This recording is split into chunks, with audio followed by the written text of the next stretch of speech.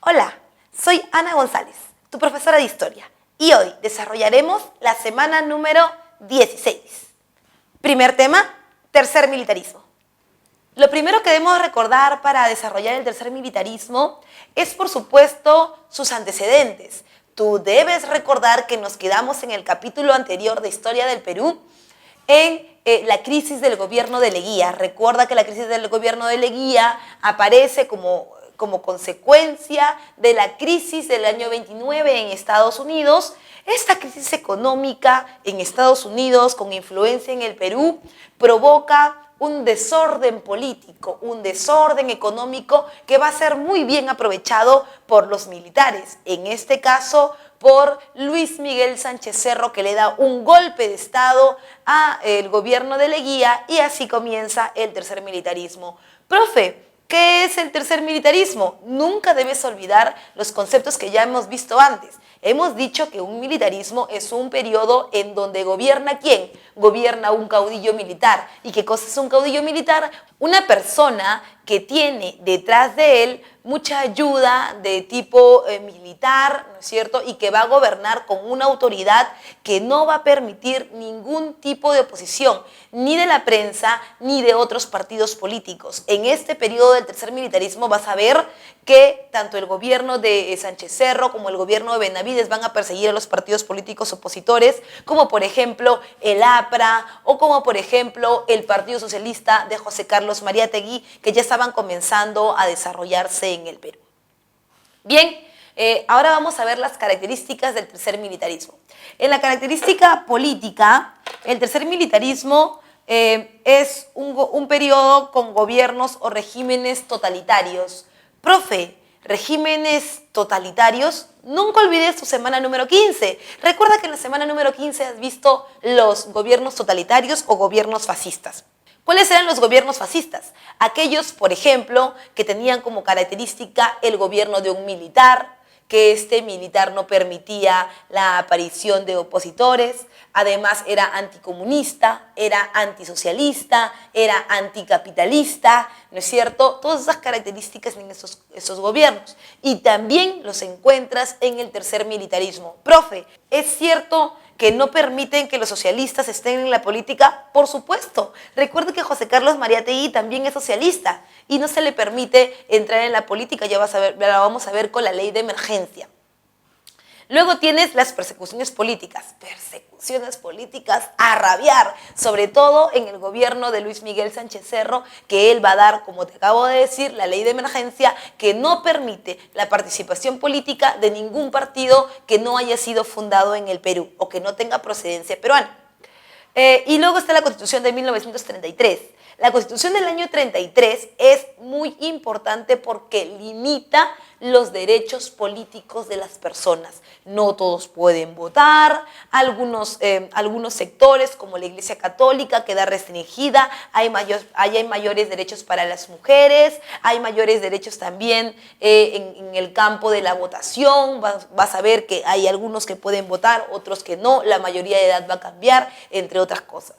Por otro lado, en el aspecto económico hay una recesión económica. Recuerda tú que venimos muy golpeados económicamente del crack del 29, que prácticamente, ya sabes tú, en los gobiernos anteriores hemos dependido del capital norteamericano y ahora pues estamos también en crisis económica. Luego, el incremento de la inversión estatal. Profe, ¿por qué tiene que haber inversión estatal? ¿Por qué no es mejor el sistema privado el que reflote la economía nacional? Recuerda siempre esto. Mira, tú has estudiado en la semana número 15 el New Deal, ¿no es cierto? O esta forma en la que se busca reiniciar o reorganizar la economía norteamericana después del crack del 29. Lo va a plantear el gobierno de Franklin Delano Roosevelt, ¿no es cierto? Y va a ser su colaborador más importante, Sir John Maynard Keynes. Sir John Maynard Keynes decía que para que se pueda reactivar la economía de un país en crisis, ¿qué tienes que hacer? No tienes que buscar el dinero en el sector privado, tienes que buscar el dinero en el Estado. El Estado debe intervenir la economía. El Estado debe participar activamente en la economía. Eso se conoce como una economía de tipo heterodoxa. Es por eso que, siguiendo el modelo norteamericano, también en el Perú aparecen formas en donde el gobierno interviene directamente en la economía. Allá se va a llamar el New Deal con Sir John Keynes, y aquí se va a llamar la misión Kemmerer, ¿no es cierto? Que lo vamos a ver más adelante, ¿ya? Por otro lado, también están las características sociales. Cuando hablamos de las características sociales, hablamos de los conflictos internos, como por ejemplo el año de la barbarie, ¿no? Que es este levantamiento de los apristas y los mártires de Chanchán, de la década de los 30. También está el aspecto internacional y la amenaza de la guerra con Colombia. Recuerda que con Colombia hemos tenido problemas, demasiados problemas. El primero lo hemos visto en la semana número 12, en el gobierno de José de la Mar, cuando Colombia no se llamaba Colombia, sino se llamaba la Gran Colombia, en donde estaban 3 países importantes, estaba Ecuador, Colombia y Venezuela juntos. Nosotros queríamos tomar Guayaquil, efectivamente lo tomamos, pero dejamos eso a media tinta, ¿no? No pudimos terminar la guerra porque Gamarra se subleva en Lima y en Piura. Y es por eso que firmamos el Tratado de la Reagual, que es, digamos, algo así como un tratado de paz entre los 2 países que nunca se llega a concretar. Luego pasa el tiempo y en el año 33 el Perú no tiene una guerra, tiene un intento de guerra, una pequeña escaramuza con Colombia por el problema de Leticia, ¿no? Que ahora lo vamos a ver más adelante. Esas son las características principales que debes saber antes de darle un vistazo a los gobiernos militares, como el gobierno de Luis Miguel Sánchez Cerro, que vamos a ver en este momento. Cuando hablamos del gobierno de Luis Miguel Sánchez Cerro, del año 31 al año 33, tenemos que ver varios aspectos, entre ellos el principal, que es el aspecto político. Cuando hablamos de la política, hablamos del surgimiento de un nuevo partido político. ¿Cuál es? La UR, Unión Revolucionaria, que va a ser el partido que lo va a acompañar en todo su gobierno y que inclusive va a perdurar hasta las primeras décadas de los años 80. Por otro lado, también está la rebelión aprista de Trujillo, la famosa masacre de Chanchán, en donde los apristas van a pelear por su reincorporación en la política peruana después de la aplicación de la ley de emergencia. Esta ley de emergencia es muy importante porque recuerda que proponía que todos los partidos de procedencia extranjera no podrían participar en la política peruana, y se refería básicamente a 2 partidos políticos. Uno era el APRA, la Alianza Popular Revolucionaria Americana, que fue creada en el año 24 por Víctor Raúl Haya de la Torre en México. Recuerda que él se exilia en México y allá crea su partido. Y por otro lado también tienes el Partido Socialista de José Carlos Mariátegui, que recuerda que el Partido Socialista no es peruano. El Partido Socialista opera en la URSS a partir de 1922.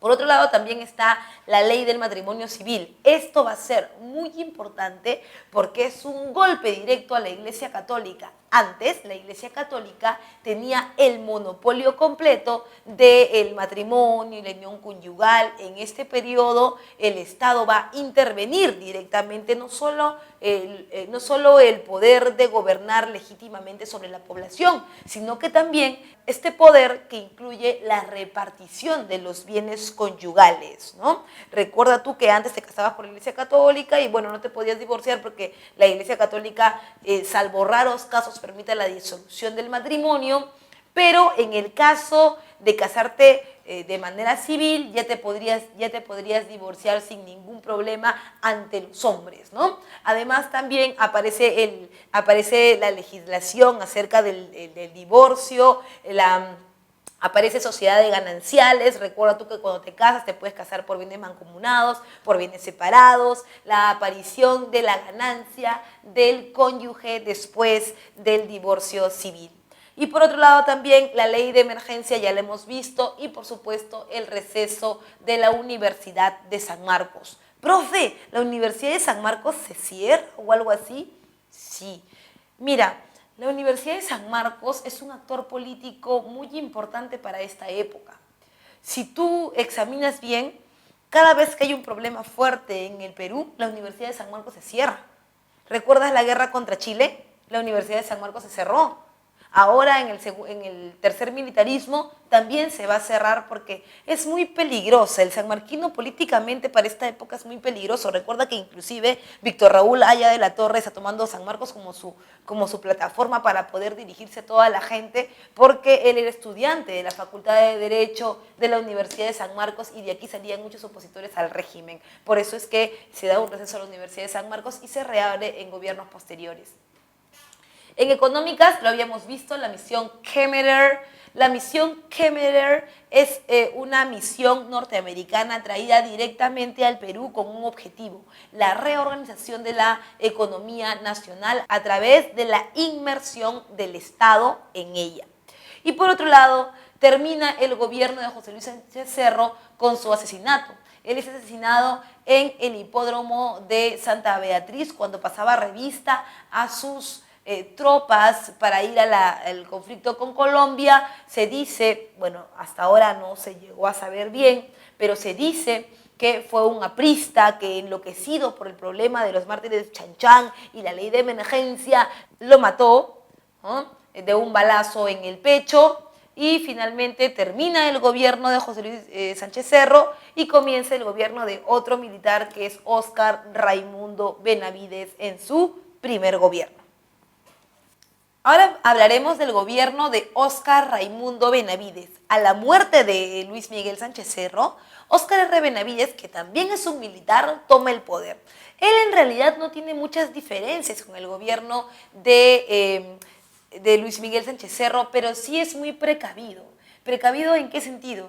En que ya el Perú está en complicaciones políticas internas, en complicaciones políticas externas con Colombia, pero también hay otro problema, que el Perú está dentro de la Primera Guerra Mundial. Sí, claro, recuerda que cuando vimos la Primera Guerra Mundial nos enteramos que el Perú había participado. Claro que no en el campo de batalla, era en el papel nomás, pero de todas maneras teníamos un problema internacional. Ahora bien, ese problema internacional no podemos agrandarlo más, así que hay que ponerle paños fríos a la política nacional. Es por eso que el gobierno de Óscar R. Benavides va a dar la ley de amnistía en lo que se conoce como la ley de paz y concordia, ¿no? En donde no es que va a perdonar a los partidos políticos, pero sí va a dejar de perseguirlos, sobre todo al APRA y al Partido Socialista. No va a permitir que participen en la política, pero los va a dejar de perseguir. Además, también en obras públicas tienes la construcción del Hospital Obrero, la construcción del tramo peruano de la carretera panamericana y, por supuesto, la creación del Palacio de Gobierno, el término de la construcción del Palacio de Gobierno y el Palacio de Justicia. Profe, el término del Palacio de Gobierno, sí, lo que mucha gente llama la Casa de Pizarro, la Casa de Pizarro, en realidad esa construcción no era su casa. Sí es el lugar es exacto, allí estaba la Casa de Pizarro. Pero la construcción del Palacio de Gobierno que tú ves ahora es hecha durante el gobierno de Leguía y terminada durante el gobierno de Óscar Raimundo Benavides. Por otro lado, también en medidas sociales se busca la creación del Ministerio de Educación, el Seguro Social, obrero por supuesto. Profe, ¿por qué tanto interés en la creación de un seguro social? No debes olvidar nunca que en el gobierno de Leguía se da la ley del Seguro Social Obrero, que está basada en la ley Matías Manzanilla. Esta ley del Seguro Social Obrero es la que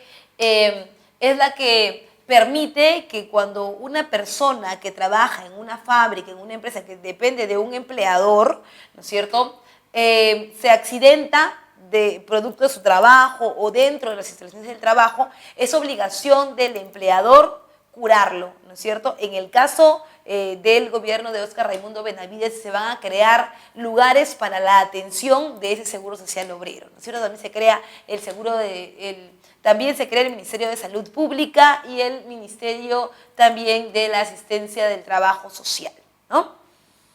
Tema número 2, los años 40. Los años 40 son muy importantes para el desarrollo, sobre todo de la política peruana.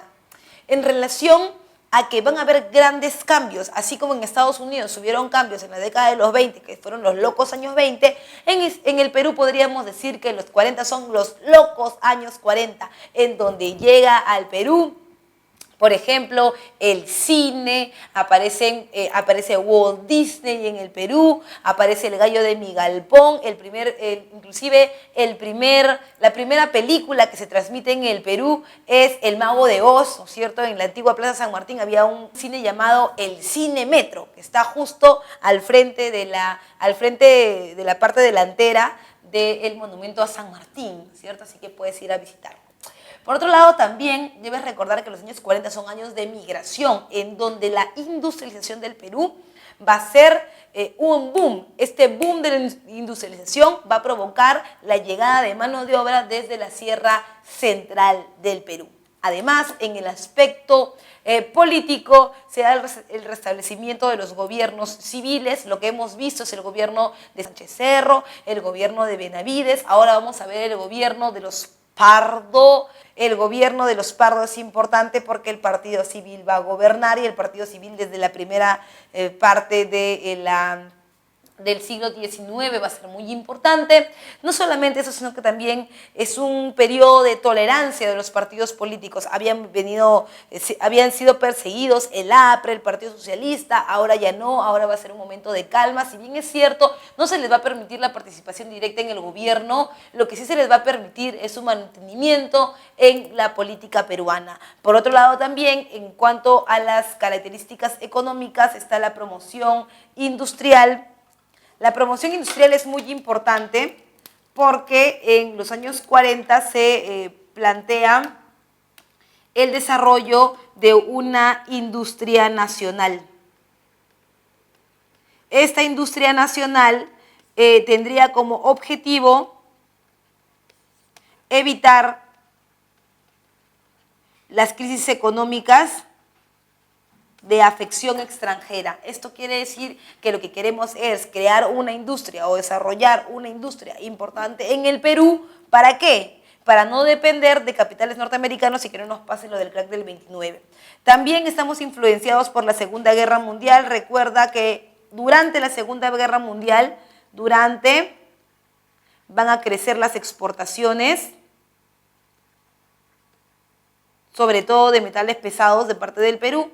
Y por otro lado también, al final de la Segunda Guerra Mundial, como nos hemos plegado al lado de los aliados, entonces nosotros también vamos a sufrir las consecuencias. Si bien es cierto, los aliados ganan la Segunda Guerra Mundial, hay un golpe económico en todo el mundo y sobre todo en el capitalismo después de la Segunda Guerra Mundial, y es por eso que nos vamos a ver en un proceso de recesión económica. Por otro lado también está en el aspecto internacional, en donde vamos a ingresar a la Segunda Guerra Mundial, pero sin tomar parte, entre comillas, de ningún bando, aunque era clara la afinidad con Estados Unidos. Comenzaremos con el desarrollo del gobierno de Manuel Prado. Manuel Prado tiene un gobierno que políticamente va a ser un tanto diferente a los anteriores. Lo primero que vamos a ver es la legalización de la acción sindical. Se va a permitir que los obreros se organicen para la lucha por sus derechos, ¿no? Por otro lado también, no se va a quitar el dedo del renglón de la hostilidad en contra del partido político APRA. Si bien es cierto, al Partido Socialista no se le va a perseguir tanto, al APRA sí se le va a tener una animadversión particular. Además también, en el aspecto económico, se crean las cooperativas de desarrollo. Las cooperativas de desarrollo son organizaciones que el Estado permite para la industrialización del Perú. Por otro lado también, tienes en el aspecto internacional la guerra contra el Ecuador del año 41, que es una guerra que nos la enfrentamos con ellos por problemas territoriales en la frontera y por territorios que siempre habían añorado los ecuatorianos. Además también tienes el apoyo que le da el gobierno peruano a los aliados en la Segunda Guerra Mundial. Hay varias obras que se hacen durante el gobierno de Manuel Prado. entre ellas, por ejemplo, la reorganización de la Biblioteca Nacional. ¿De la Biblioteca Nacional, profe? ¿Pero qué ha pasado? Debemos tener en cuenta que la Biblioteca Nacional se incendió en el año 40, ¿no? Sí, la Biblioteca Nacional que tienes en la avenida Bancay se incendió por la fricción de unos carretes de celuloide, de algunas películas que tenían guardadas en el sótano. Finalmente se incendia la biblioteca y cuando esto ocurre es que se busca su reorganización con el famoso historiador Jorge Basadre Grossman, que va a ser como el padrino de esta reorganización. Por otro lado también se va a dar el censo de 1940. ¿Por qué ocurre esto? Porque el 25 de mayo de 1940 en Lima se da un súper terremoto. Sí, desde esa época no tenemos un terremoto de esas magnitudes. Todo Lima virreinal, Lima colonial, Lima republicana que tú habías conocido antes, comenzó a deteriorarse. ¿Y sabes por qué? Porque las casas eran hechas de quincha y adobe. Entonces se cayeron, inclusive hay algunos testimonios de cómo se vive el terremoto en la Costa Verde. La Costa Verde tenía delante de ella la Rosa Náutica, y la Rosa Náutica era el lugar en donde iban, y el Club Regatas, antiguo Club Regatas, era el lugar donde iban los señoritos bien de Lima. Entonces estaban en sus mecedoras tomando el sol, cuando en eso comenzaron a caer las piedras del acantilado, comienza el terremoto. En Lima la gente no sabe qué hacer, el mar se retira hacia la altura de la Rosa Náutica y todo era un gran problema porque la construcción de Lima virreinal o de Lima casco antiguo estaba demasiado hacinada. Es por eso que luego del terremoto mucha gente muere y lo que hay que hacer es ver cuántos muertos, cuántos heridos, con cuántas personas contamos y por lo tanto se da el censo del año 40.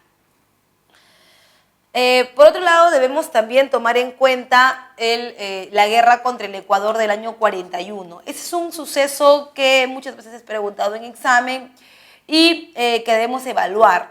Lo primero es ver las causas. ¿Cuáles son las causas para la guerra? Por supuesto que el reclamo ecuatoriano de los territorios de Tumbes, Jaén y Maynas, que ya antes habíamos tenido problemas por esto. En el gobierno de José de la Mar, en el año 28, albores de la independencia, habíamos tenido problemas contra la Gran Colombia por Tumbes, Jaén y Maynas, y nosotros habíamos firmado el Tratado de la Rea-Gual que terminaba con este enfrentamiento, pero no se habían demarcado bien las fronteras, ¿no? El origen, el ataque ecuatoriano al puesto de Aguas Verdes, que es frontera con el Ecuador. Allí comienza el enfrentamiento que deja como resultado la victoria en Zarumilla del ejército peruano, que estaba comandado por Eloy Ureta. Y por otro lado también la inmolación de José Abelardo Quiñones González, que ahora es el patrono de la FAP, que se encuentra en tu billete de 10 soles. ¿Cierto? No te olvides que él es uno de los grandes héroes del año 41. ¿En qué termina todo esto? En el campo de batalla el Perú gana la guerra, pero como sabes, perdemos en el papel, porque producto de esta guerra del año 41 se va a firmar el Protocolo de Paz, Amistad y Límites de Río de Janeiro, en donde el Perú le cede territorio fronterizo a Ecuador. Ahora tocaremos el gobierno de José Luis Bustamante. Debes saber del gobierno de Bustamante que al principio él como un candidato político no era muy atractivo. Y es que el partido aprista, que está negado para la política nacional, lo va a buscar a él para que sea su candidato. Es decir, Bustamante y Rivero, con un partido independiente, va a lanzarse a las elecciones, pero va a ser apoyado por el partido aprista. Él se va a enfrentar a un candidato que parecía a todas luces que iba a ganar las elecciones. Este candidato que se había presentado era Eloy Ureta y estaba fresco, a pocos años nada más de haber participado en la guerra del año 41 y todos lo veían como un héroe. Los apristas movieron toda su maquinaria de publicidad, tú ya sabes cómo son, así que ellos movieron toda su maquinaria de publicidad y lo que hicieron fue crear un nuevo candidato. Ese nuevo candidato era José Luis Bustamante. ¿Y cómo lo hicieron? A través de un eslogan. Ese eslogan decía: si quieres estar a dieta, vota por Ureta. Si quieres comer bastante, vota por Bustamante. Y la gente obviamente comenzó a votar por Bustamante. Lo que no sabían era que detrás de él estaban los apristas. Ahora, tú ya sabes que el APRA no va a ayudar a Bustamante por nada. Los apristas buscaban en el gobierno de Bustamante la participación política y el regreso del partido aprista a la arena electoral del Perú. Así que con todo este preámbulo comienza el gobierno de Bustamante Rivero. Lo más importante de este gobierno es la aparición de la ley de 200 millas peruanas. La ley de las 200 millas es una ley de protección de los recursos hídricos del Perú. ¿Qué había pasado? Tú recuerdas que la corriente de Humboldt y la corriente del Niño, ¿no es cierto?, empujan los bancos de peces hacia el sur, ¿no es cierto? Entonces, en algún momento estos peces estuvieron en América del Norte, ahora estaban al frente de las costas del Perú, para que ningún otro país pueda hacerse de este recurso, es que el Perú encierra o encajona estos peces. Es por eso que ellos dicen: de cualquier punto del litoral, 200 millas mar adentro, ¿no es cierto?, es mar peruano. Eso quiere decir que ningún barco con bandera de otro país, ¿no es cierto?, puede pescar en estas aguas. Después de las 200 millas, cualquier barco puede hacerlo porque es mar internacional. Entonces estábamos protegiendo nuestro recurso que nos va a llevar al famoso boom del pescado y la harina de pescado con Banchero Rossi, ¿verdad? Bien, esto es la ley de 200 millas peruanas, también va a dar la ley del llanaconaje. La idea del llanaconaje era la ley por la cual ningún campesino, ningún indígena podría trabajar gratis para los hacendados, sino que ahora tendrían que darles una paga, lo cual no les gustó para nada a los apristas. Profe, ¿y el gobierno de Bustamante cumplió con su palabra de poner a los apristas en el poder?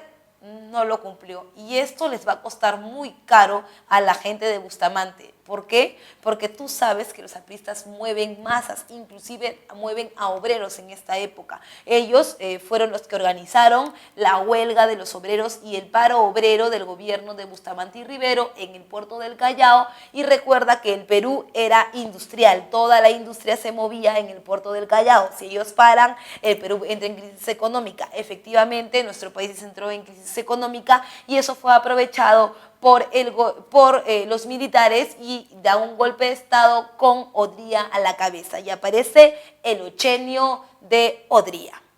Vamos a comenzar con el desarrollo del gobierno de Odría. Es uno de los gobiernos más importantes que comienza con lo que se conoce como la revolución restauradora, ¿no? En donde los militares van a regresar al poder, por eso se dice restauradora, porque van a regresar al poder.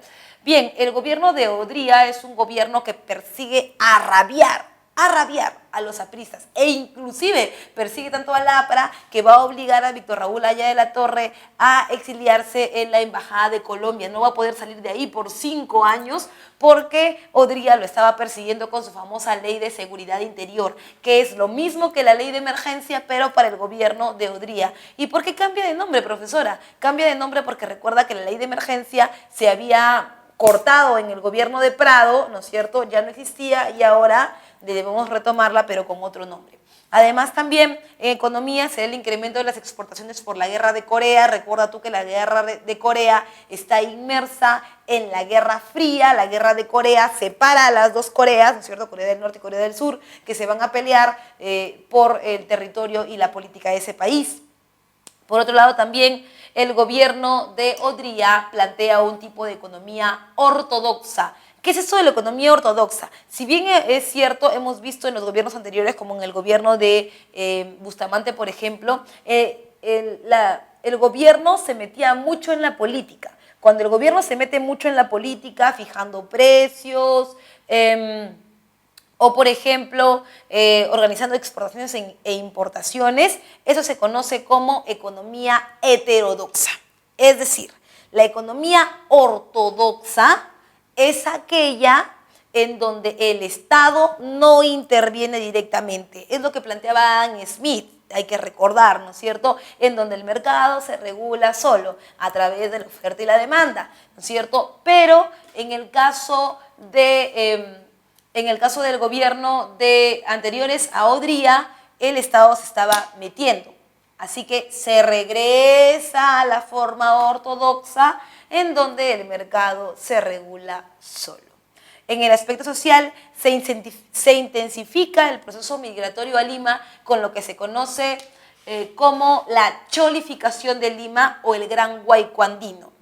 El Gran Huayco Andino es el proceso en donde muchos migrantes llegan a Lima como mano de obra, sobre todo en las empresas, en las industrias o también como mano de obra empleada de forma doméstica o también para hacer comercio informal o ambulante en las calles. A esto los apristas se oponían, le decían: Odría, estás haciendo todo mal, en cualquier momento Lima va a explotar de tanta gente que estás trayendo, y comienzan a aparecer las barriadas, comienza a aparecer 27 de octubre, que hoy es San Martín de Porres, comienzan a aparecer los barrios obreros, aparece el Agustino, aparece San Juan del Urigancho, Villa María del Triunfo, que van a hacer crecer los polos de desarrollo en Lima. Les van a aparecer lo que se conoce como los cinturones de pobreza, que son estas nuevas formas de vivienda, y luego la aparición de los conos. ¿Por qué se dicen conos? Porque recuerda que Lima es Lima cuadrada, ¿no es cierto? Lima, Plaza de Armas y alrededores. A partir de ellas aparecen, ¿qué cosa? Aparecen los cinturones de pobreza. Si tú, por ejemplo, quieres venir del centro de Lima a San Martín de Porres, ¿qué haces? Pasas por Caquetá, ¿no es cierto? Caquetá sería un cinturón de pobreza. Caquetá, Cárcamo. Y luego se abre el distrito de San Martín de Porres. No sé si has visto que dice bienvenidos a San Martín de Porres. Se abre como si fuera un cono. Mira, este es el cuadrado, el cinturón de pobreza, y se abre como si fuera un cono. Por eso es que se habla ahora de que los nuevos distritos que aparecen en Lima son los conos: cono norte, cono sur, cono oeste, ¿no? Por otro lado, también recuerda que esta intensificación del proceso migratorio a Lima va a hacer que Lima cambie. Ya no es la Lima de antaño, del callejón de un solo caño, en donde se baila el vals criollo de los años 40, que está muy en boga, Felipe Pinglo, por ejemplo. Ya no, ahora se va a diversificar, porque cada vez que la gente viene en un proceso migratorio, no solamente trae a ellos y su familia, también traen sus costumbres, el tipo de música, la comida, entre otras cosas. Y aparece esa Lima de los tantos colores que ves ahora, la Lima chicha, ¿no es cierto?, que después se va a desarrollar muy bien en los años 80, cuando lleguen más migrantes corriendo de Sendero Luminoso en la Sierra Central, ¿no es cierto? Y aparece esta forma chicha de Lima, esta nueva composición de los cerros que vas a notar en tu capital. Ahora bien, también se incrementan las medidas asistencialistas. ¿Por qué? Porque con más gente en tu capital necesitas más cosas, darles más cosas: servicios, agua, veredas, luz, títulos de propiedad. Todas esas cosas necesitan programas de asistencia social. La que impulsa los programas de asistencia social es la señora María Delgado de Odría. La señora María Delgado de Odría es la esposa de Odría, y ella es la encargada, como primera dama, de poner en práctica los programas de asistencia social, como por ejemplo el programa de la gota de leche. El programa de la gota de leche es el antecesor del vaso de leche. Son los desayunos para los migrantes. También tienes el programa de las cocinas populares. Las cocinas populares son algo así como los comedores populares, pero del gobierno de Odría. Es por eso que, aunque ahora la gente quiera decir, no, en mi gobierno se hicieron los comedores populares, en mi gobierno se hizo el vaso de leche, eso en realidad no es tan cierto. Se puede haber cambiado el nombre, pero en realidad los programas vienen de esta época. Además, también en el gobierno de Odría se crea el Seguro Social Obrero. No confundir con el Hospital del Empleado.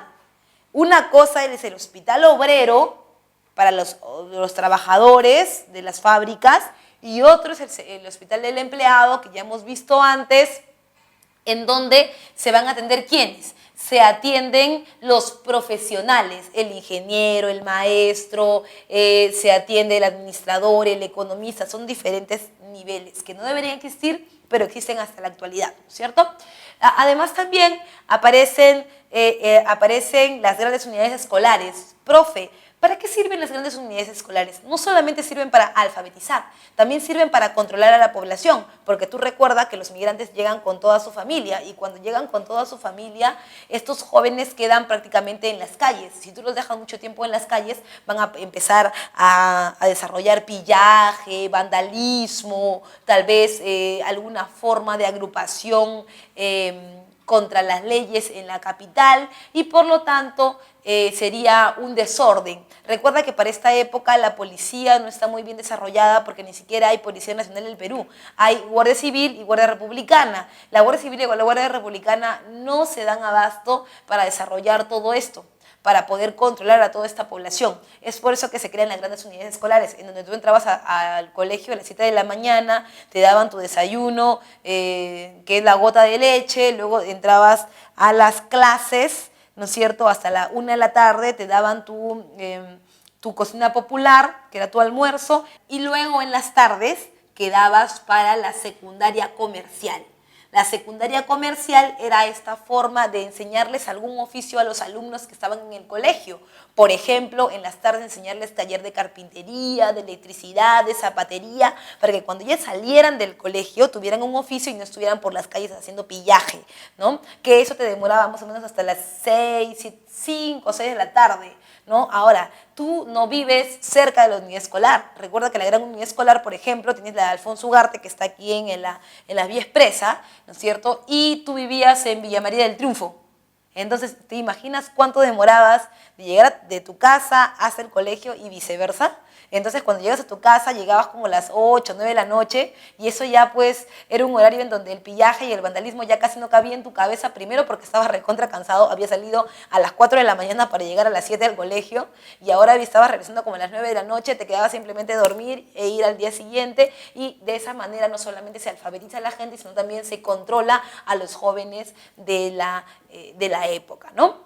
Además también tienes el voto femenino, es muy importante. Sí es cierto que las mujeres ya votaban, que la Constitución del año 33 dice que las mujeres pueden votar, pero solo en municipales.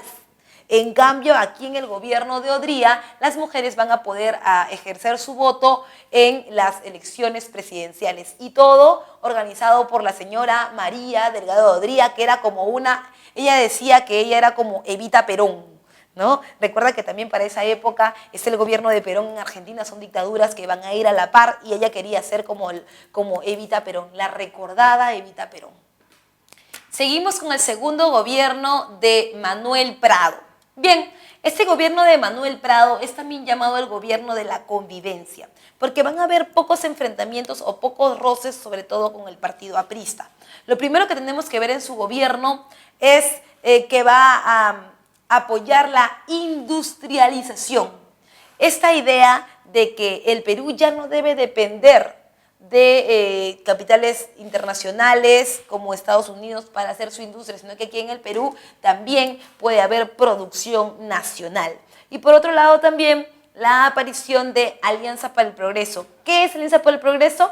Es una organización que tiene como líder a Estados Unidos y el gobierno de John F. Kennedy, que lo que buscaba era la reactivación o la ayuda económica a los países de América Latina después de la Segunda Guerra Mundial.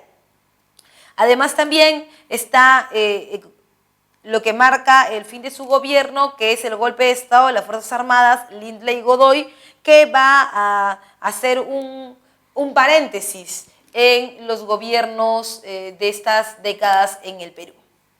Tema número 3, los años 60. Los años 60 están caracterizados por el gobierno de los militares, porque así comienza, ¿no es cierto?, con el golpe de Estado de los militares, con la Junta de Lindley Godoy, que va a ser, digamos, un periodo en donde lo más importante es la planificación. Tú ya sabes que los militares son básicamente jerárquicos y ordenados. Ellos van a planificar e inclusive van a crear un instituto de planificación de la reforma agraria, porque la reforma agraria no aparece en el gobierno de Velasco Alvarado. La reforma agraria aparece como idea en el gobierno de Prado, se sintetiza en el gobierno de los militares, luego la ley de reforma agraria es aceptada en el gobierno de Belaúnde y finalmente es aplicada en el gobierno de Velasco Alvarado. Bien, los militares van a establecer las bases de la reforma, de las diferentes reformas, no solamente la agraria, también la educativa, que se va a poner en práctica en el gobierno de Velasco, y van a llamar elecciones. Cuando llamen elecciones se va a presentar la UR, Unión Revolucionaria, que es el partido de Sánchez Cerro, UNO, que es el partido de Odría. También se va a presentar el PAP, que es el mismo partido aprista, pero ahora con otro nombre, porque recuerda que como APRA no se pueden presentar en las elecciones, así que se van a presentar como PAP. Ya, sí, una muy buena salida en realidad. Luego también se va a presentar el AP, Acción Popular, con Fernando Belaúnde Terry. El joven Fernando Belaúnde Terry, que es un arquitecto que recién ha venido de Estados Unidos, ¿no es cierto?, y que quiere hacer varias reformas en el Perú. Bien, se dan las elecciones y en las elecciones el PAP saca el 30%, el AP el 20%, el 1 el 10%, la UR el 10%. Mira, si te das cuenta, en esas elecciones, ¿no?, en esas elecciones el ganador indiscutible del APRA y los apristas salieron a la calle a festejar que después de casi 50 años, ¿no es cierto?, por primera vez habían llegado a la presidencia de la República y estaban felices por eso, salieron a la calle y gritaban sus arengas, por ejemplo, gritaban, te cuadre o no te cuadre, haya será tu padre, haya o no haya, haya será Víctor Raúl, gritaba la gente por la calle, los militares solamente se reían de lo que los apristas hacían. ¿Por qué? Porque si bien es cierto el PAP podía participar en las elecciones, esto no le... aunque pareciera, no le aseguraba la victoria. Y es porque los militares habían dado la famosa ley de la cifra repartidora, en donde solamente podría ser presidente del Perú aquel que tenga el 50% más uno de las votaciones. Y el APRA no había llegado, había ganado en porcentaje, pero no había llegado. Así que se van a una segunda vuelta y cuando se van a una segunda vuelta no gana el PAP, sino gana el joven Fernando Belaúnde Terry, que se convierte en el primer presidente después de los militares en los años 60. El último de los temas que vamos a tocar en esta semana será el gobierno de Belaúnde, el primer gobierno de Belaúnde. Mira, hemos ido viendo en el gobierno anterior que se dan las elecciones, los apristas pierden, gana Belaúnde. El joven Belaúnde tiene muchos problemas en este primer gobierno. ¿Por qué? Hay muchas cosas que desarrollar. Lo primero, la ley de reforma agraria. Recuerda que la ley de reforma agraria se va a implementar en este gobierno, se va a promulgar la ley sin afectar las haciendas en el año 35. En cuanto a la política, aparece la oposición APRA 1. ¿Qué es la oposición APRA 1? Mira, aunque Belaúnde ha ganado la presidencia del Perú, lo que no ha ganado es el Congreso. ¿Cómo, profe? No entiendo bien eso. Mira, ahora, por ejemplo, está ocurriendo lo mismo que en su gobierno. Kuczynski ha ganado las elecciones, ¿verdad? Pero el Congreso no es mayoritariamente del partido de Kuczynski, ¿o sí? No, el Congreso es mayoritariamente fujimorista. Entonces, ¿qué pasa cuando Kuczynski quiere gobernar? Los fujimoristas impiden que las leyes salgan. Y cuando impiden que las leyes salgan, impiden el avance de las ideas del gobierno de turno. Es lo mismo que está pasando acá. Como los apristas no han ganado las elecciones para presidente, pero sí han ganado las curules en el Congreso, hacen lo que les da la gana, no permiten que su gobierno actúe, se juntan con el UNO. Profe, pero el UNO no es la Unión Nacional Odirista y Odría no era el que había dado la ley de seguridad interior. Tú ya sabes que en política todo es posible. Se puede juntar el APRA con el UNO para hacerle la vida imposible al gobierno del joven Belaúnde. Por otro lado, también en sociedad se crea el sistema de cooperación popular y la toma de las tierras por los campesinos. El sistema de cooperación popular es este sistema por el cual los campesinos se agrupan para poder trabajar de manera comunal preparándose para la reforma agraria. En economía, una crisis económica muy fuerte y, por supuesto, la firma del Acta de Talara. ¿Qué era el Acta de Talara? Mira, En el Perú teníamos una zona petrolera que era la zona de la Brea y Pariñas, en donde se había asentado una empresa norteamericana llamada la International Petroleum Company, la IPC, ¿no es cierto? La IPC trabajaba con todo el petróleo, usufructaba todo el petróleo, hasta que la gente en el Perú decía, no puede ser que vengan los norteamericanos a quitarnos nuestro petróleo, alguien tiene que hacer algo. El gobierno de Belaúnde se comprometió a ponerle fin a este dominio casi como si fuera una tierra de nadie de los norteamericanos. ¿Y por qué hacían eso? No debemos olvidar el Laudo de París.